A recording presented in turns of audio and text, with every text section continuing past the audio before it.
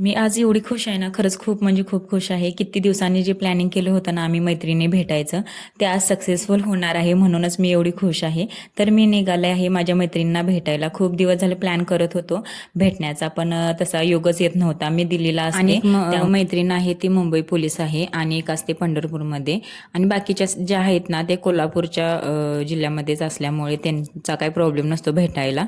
पण आम्ही दोघी तिघी लांब असल्यामुळे ना जेव्हा मी येईल तेव्हा त्यांनी येतातच असं नाही किंवा त्यांनी आले की मी येतेच असं नाहीये. पण फायनली ह्यावेळी असं झाले ना की सगळेच गावाकडे आले होते, त्यामुळं खरंच खूप छान वाटत होतं आणि फायनली आमचा प्लॅन इथं सक्सेसफुल झालेला आहे. एवढं छान वाटलं ना, एवढं गप्पा गोष्टी वगैरे झाल्या.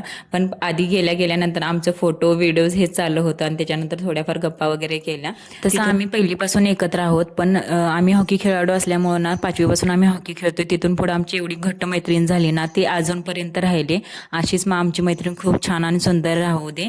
आणि आम्ही खरंच खूप एकमेकांसाठी लकी आहे, कारण की एवढी घट्ट मैत्रीण इतक्या वर्षाची आहे आणि इथून पुढे पण राहणार हा पण विश्वास आहे आम्हाला.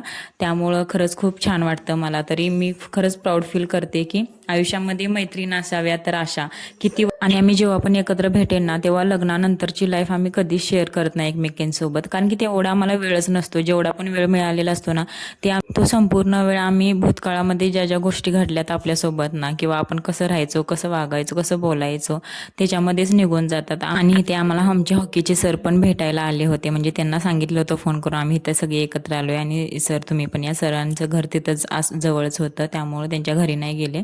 आम्ही डायरेक्ट त्यांना जेवायलाच बोलवलं. आम्हाला बाहेरचं जग दाखवलं असं मी म्हणेन, कारण की आमच्या लाईफमध्ये आम्ही फक्त स्कूल आणि घर एवढंच फक्त करत होतो. हॉकीमुळं आम्ही बाहेर पडायला शिकले, बाहेरची माणसं, बाहेरचं वातावरण, मग कसे लोक राहतात वगैरे. हॉकी खेळायला मेन म्हणजे शिकलो. आणि मला कधी स्वप्नात सुद्धा वाटलं नव्हतं की माझ्या फॅमिलीला सोडून मी मैत्रिणींसोबत एक दीड महिना मी कॅम्पमध्ये घालवेन.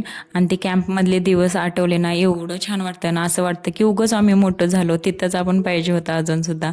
खूप छान वाटायचं. आणि बोलण्यासारखं आता भरपूर आहे, पण व्हिडिओ मोठा होत असल्यामुळे मी माझा व्हिडिओ इथं संपवते. तुम्हाला व्हिडिओ कसा वाटला मला कमेंटमध्ये नक्की सांगा. आपण भेटू नेक्स्ट व्हिडिओमध्ये. तोपर्यंत बाय.